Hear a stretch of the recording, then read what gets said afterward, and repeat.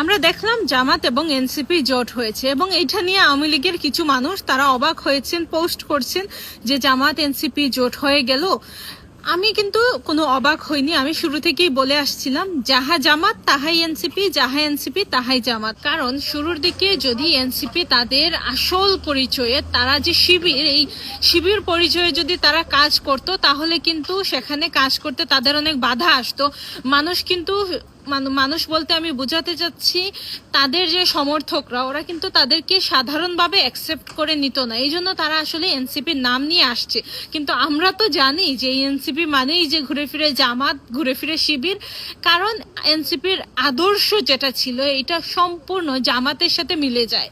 সুতরাং যাহা এনসিপি তাহাই জামাত। জাস্ট এনসিপি বলা যায় যে জামাতের সি টিম হিসেবে আসছে। আসলে জামাত তাদের ভোটগুলা এই এনসিপি নাম দিয়ে ভাগ করে দিয়েছে, দ্যাটস ইট।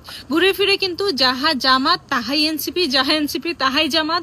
এই এনসিপি সহ যত ধরনের নতুন নতুন ছোট ছোট দলগুলো আসছে, প্রতিটা হচ্ছে জামাতের উদ্দেশ্য সার্ভ করছে। ঘুরে ফিরে সবগুলোই হচ্ছে জামাতের টিম।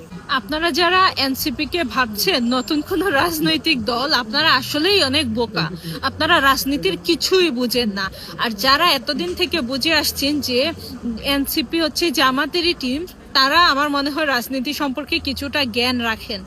এই রাজনীতিতে জামাত যে ধরনের মুখোশের আশ্রয় নিয়ে, জামাত যে ধরনের ভণ্ডামি করে, এইটা আসলে অন্য কোথাও, অন্য কারো মধ্যে আপনারা পাবেন না। জামাত জানে যদি তারা জামাত নাম নিয়ে কোনোভাবে নির্বাচন করে বা বাংলাদেশের ক্ষমতায় আসতে চায়, বাংলাদেশের মানুষ কখনোই সেটা মেনে নিবে না।